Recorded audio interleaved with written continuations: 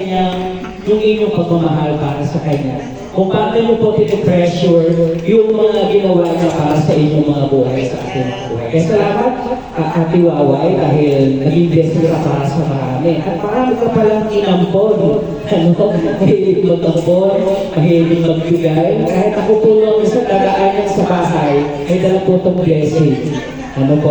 So, salamat po sa Panginoon sa buhay ni Ate Waway. At tuloy po tayo lahat, ipag-prepare po natin si Ate Waway.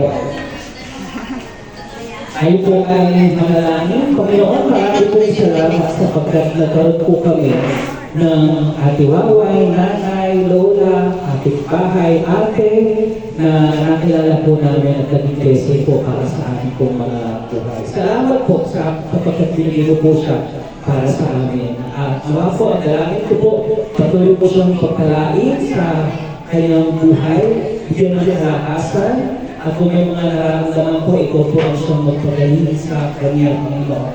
Ayaw po niya na nahihirapan ng kanyang mga anak, yung kanyang mga mahal sa buhay, kaya patuloy po siyang bibigyan ng kalakasan para mabigyan ng guidance sa kanyang mga anak po, Panginoon. At maging nanay pa rin para sa kanya, maging magapalapan yung pagiging lola niya sa kanyang mga apo, maging blessing sa mga kapitbahay at sa kanyang ministry po, Panginoon, sa kanyang mga kaibigan po, Panginoon. Maraming po salamat ang patuloy na pagpalain ng kanyang buhay, kasamahan, at magawa po niya ang iyong kalooban po, Panginoon. Alam ko po, marami pa po siyang naisin, ito po ang mag-grant ng lahat ng ito.